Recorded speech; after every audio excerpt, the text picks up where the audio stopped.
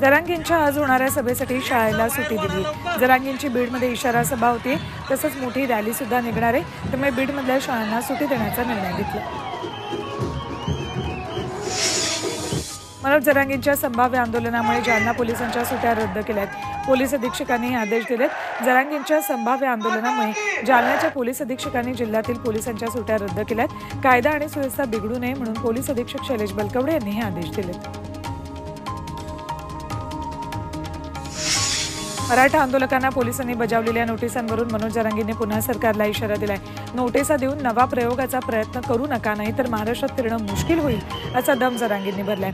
आमची चूक नाही, त्यामुळे आम्ही मागं हटणार नाही असा निर्धार जरांगेंनी परभणीतल्या सेलूमधल्या सभेत केला। सरकारने जरांगेंचं ऐकायला पाहिजे, नाहीतर जरांगे मोर्चा घेऊन येतील असा उपरोधिक टोला भुजबळ यांनी लगावलाय। सोयरे, मुला-मुलींचे सासू सासरे अमृत नोनी आर्थो प्लस, ये एक प्रूवन फॉर्मूला है। इसमें मौजूद नोनी फल के गुण और आयुर्वेदिक जड़ी बूटियां शरीर को जरूरी पोषक तत्व देने के साथ साथ हड्डियों और जोड़ों के घिसने, उनमें होने वाले सूजन और दर्द को रोकने में मदद करता है। दर्द मुक्त जीवन के लिए अमृत नोनी आर्थो प्लस। जेवढे साखळीत येतील त्यांना आरक्षण द्या, त्यांची कामं करणारे असतील त्यांनाही आरक्षण द्यायला हवं असा उपरोधिक टोला भुजबळ यांनी जरांगेंना लगावलाय। जरांगेंनी सरकारला वेठीस धरलेलं नाही, तर सरकारनं जरांगेंना वेठीला धरलंय अशी उपरोधिक टीका भुजबळ यांनी केली। तसंच जरांगेंनी हुकूम सोडलाय, त्यामुळे मुंबई कोलमडली तर कोलमडेल असा उपरोधिक टोलाही भुजबळ यांनी लगावलाय। जरांगेंविरोधातल्या सर्व सभा मागे घेणार असल्याचं भुजबळ यांनी सांगितलंय। तसंच पुढच्या सभेमध्ये मनोज जरांगेंच्या बाजूने बोलणार असल्याचा खोचक टोलाही जरांगेंना त्यांनी लगावलाय।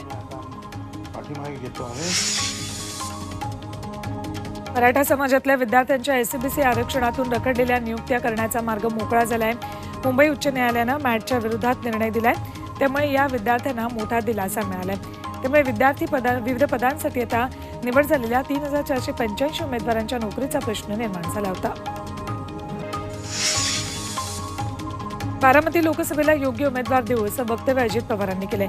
सध्या बारामती लोकसभेच्या खासदार सुप्रिया सुळे आहेत, त्यामुळे सुप्रिया सुळेंविरोधात योग्य उमेदवार कोण याची चर्चा सुरू आहे।